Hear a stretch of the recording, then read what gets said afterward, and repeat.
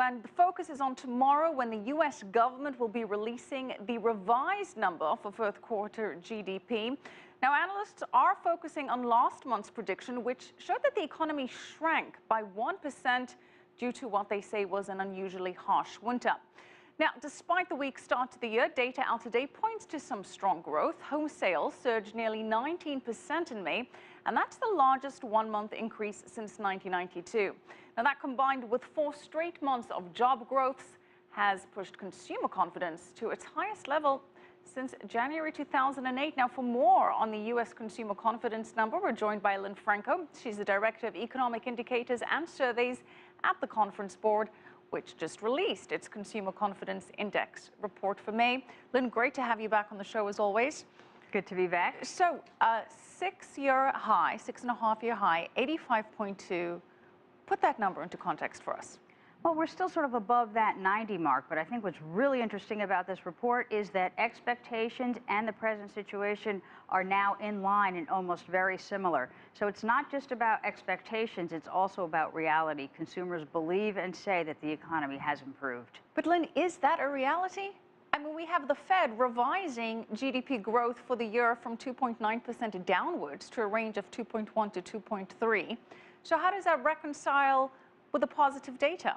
Well, we've got stronger consumer confidence. Our expectations are that actually spending is going to pick up in this second quarter and be a little bit stronger in the latter half of this year. So we do think that, while we're not going to be growing at gangbuster levels, there's definitely growth and confidence, and I think some of the other indicators are supporting that. Why is there this growth and confidence?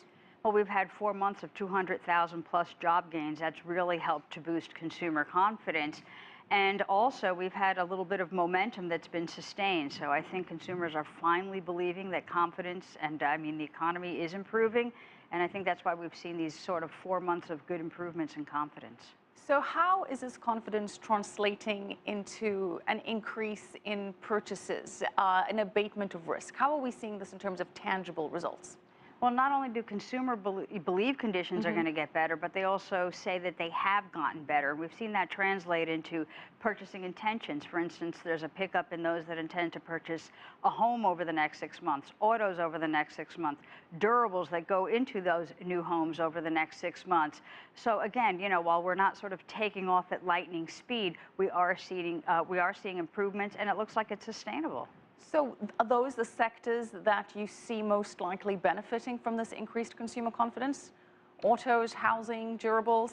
Absolutely, because what we've seen right now is consumers spending more on sort of the necessities, healthcare, utilities. What we're expecting this quarter and going forward is that there'll be a little bit more discretionary spending. So hopefully that will keep the momentum going.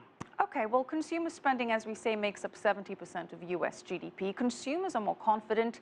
So why, again, do you think the Fed, the IMF, and other economic forecasters are feeling more pessimistic about the future growth outlook? Or revising it downwards, if you will? Revising it a little bit downward. I don't think there's sort of any, alarms going off here. We, for instance, expect growth to come in at around 3.2% or 3% for consumer spending. So we're not currently alarmed. We think that there's enough underlying strength that we see in our consumer confidence. We see it in our leading indicators that's going to sustain this expansion going forward. You mentioned alarms, and alarm bells have not really been going off despite major geopolitical risks developing around the globe. We've had the ongoing situation in the Ukraine. Tensions in the Middle East are heating up. The situation in Iraq looks like the U.S. may be forced to get back in there in one capacity or another. The market's reacting to that slightly today. Is it too soon for the consumer to feel any impact? Yes, we haven't seen any impact in terms of consumers' expectations. We haven't seen it in terms of their inflation expectations, which is usually where gas prices are registered in terms of confidence. So obviously we have these geopolitical situations that we'll keep an eye on. But for right now, what's happening in the job market has been enough to sort of offset these other negative factors. If these geopolitical risks increase, we had Syria getting involved in the fray today, oil prices reacting to all of this, can the U.S. economy sustain and weather an escalation in oil prices?